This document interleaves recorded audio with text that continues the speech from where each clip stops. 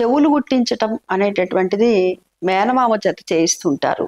ఎందుకు అంటే దీన్నే కర్ణవేధ అని కూడా అంటారు. మనం గమనించినట్టయితే మన చెవు ఏ విధంగా ఉంటుందంటే, తల్లి గర్భంలో ఉన్నప్పుడు శిశువు ఏ విధంగా అయితే ఉంటుందో అదే విధంగా ఉంటుంది మన చెవు అనేటటువంటిది. ఇక్కడ ఈ చెవి కుట్టించటం ద్వారా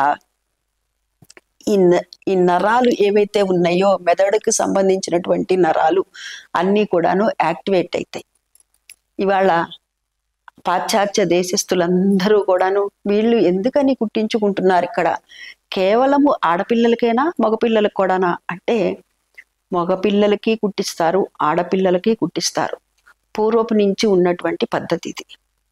ఇవాళ చాలా మంది మగపిల్లలు ఫ్యాషన్ కోసం పెట్టుకుంటున్నారు, అది మంచి పద్ధతే. ఎందుకంటే పూర్వం ఒకప్పుడైతే మా తాతగారు వాళ్ళ సమయంలో అయితే చెప్పేవాళ్ళు, వాళ్ళు లేదు వీళ్ళు లేదు, ఎవరైనా సరే మగపిల్లలు ఆడపిల్లలు అందరూ కూడా చెవులు కుట్టించుకోవాల్సిందే అని. సరే, ఇప్పుడు మగపిల్లలకైతే 3వ సంవత్సరంలో చెవులం అనే పేరుతో చెవులు కుట్టిస్తారు. ఆడపిల్లకైతే కనుక ఏడాది లోపల చెవులు కుట్టించటం అనేటటువంటిది జరుగుతుంది. అది కూడా మరి మేనమామ చేతనే చేయిస్తారండి. ఎందుకండి అని అంటే, మేనమామ అమ్మమ్మ తాతయ్య వాళ్ళే ఏదైతే బంగారం ఉందో ఆ పోగులు కుట్టేటటువంటి తీగ ఉంటుంది కదా, బంగారపు తీగ, దాన్ని వాళ్ళు తీసుకొస్తారనమాట. వాళ్ళు తీసుకొచ్చి కట్నాలు, వీళ్ళందరికీ కూడాను కట్నాలు కానుకలు అన్నీ తీసుకొచ్చి వాళ్ళకి ఇవ్వటం జరుగుతుంది. అంటే అమ్మాయికి పసుపు కుంకుమ, అబ్బాయికి కూడాను ప్యాంటు షర్టో ధోతి ఉత్తరయాలో, ఆ పిల్లవాడికో బట్టలు, ఇట్లా ఈ విధంగా అంటే కట్నాలు తీసుకొని రావటం జరుగుతుంది.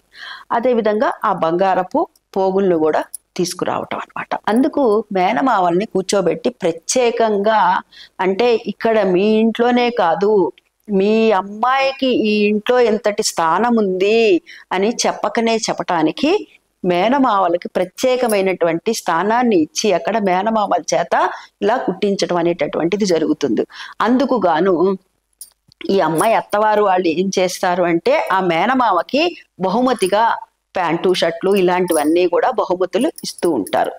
అయితే ఇక్కడ కూడా పెద్దవాళ్ళు చెప్పేటటువంటి మాట ఏమిటి అంటే, శాస్త్రం ఏం చెప్పింది అంటే, ఇక్కడ కూడా తండ్రి ఒళ్ళో కూర్చోపెట్టుకొని తండ్రి మాత్రమే ఈ చెవులు మొట్టమొదటగా కుట్టించేటప్పుడు అంటే ఈ మనకి చెవు పోగులు అంటే కుట్టేటటువంటి వారు వేరే వారు ఉన్నా కానీ మొట్టమొదటి ఇలా తగిలిస్తారు కదా, ఆ తగిలించేది తండ్రి ఒళ్ళో కూర్చోబెట్టుకున్నప్పుడు మాత్రమే చెవులు కుట్టించాలి.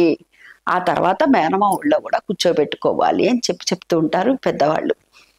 ఇక ఇది కూడా ఒక రకమైనటువంటి లోకాచారం కింద మారిపోయింది.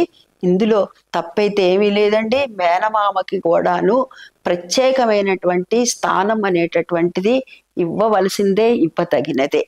ఈ చెవులు కుట్టించటం అనేటటువంటిది తండ్రి అయినా చేయొచ్చు, మేనమావైనా చేయొచ్చు.